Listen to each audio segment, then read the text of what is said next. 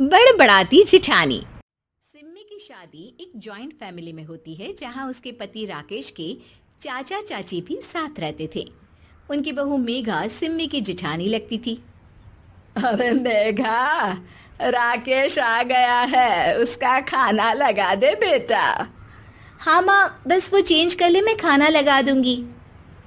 सबके कमरे में जाने के बाद सिम्मी और राकेश साथ खाना खाते हैं, जिसे देखकर मेघा को जलन होने लगती है। अरे सिम्मी, हमारे घर में पति के साथ खाना खाने का रिवाज नहीं है, तुम्हें राकेश ने बताया नहीं क्या? सिम्मी मुस्कुराकर वहां से चली जाती है कि मेघा सिम्मी की सास के पास जाती है। अरे चाची जी, राकेश भैया तो सीधे हैं, कछु नहीं बोलते, कछु नहीं समझते, लेकिन आप तो सयानी है ना।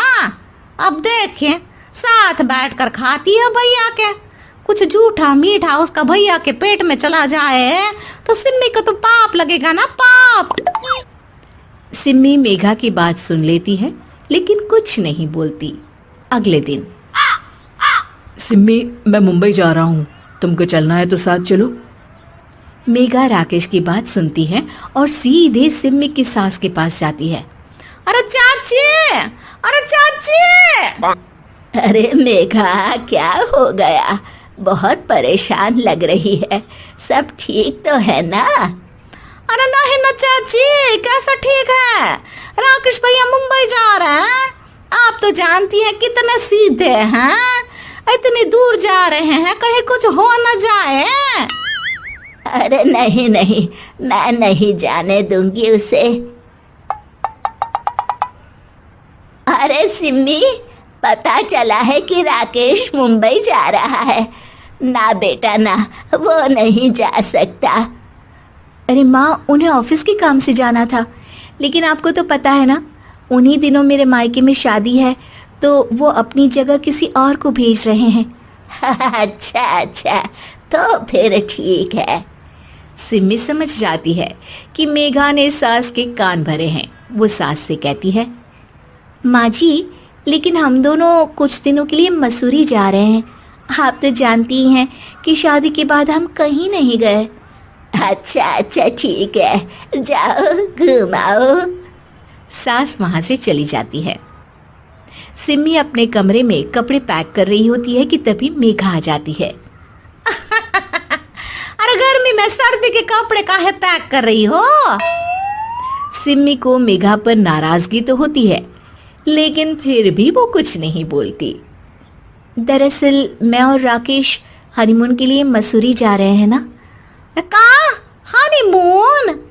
हाँ हाँ, हनीमून। क्यों? हनीमून के लिए तो पति पत्नी ही जाते हैं ना, तो मैं और राकेश जा रहे हैं। मेघा भागकर सिम्मी की सास के पास जाती है। अरे चाची, सच में तुम लोगों जितना सीधा परिवार तो मैंने देखा ही नहीं है। अरे अकेले भेजोगे दोनों को?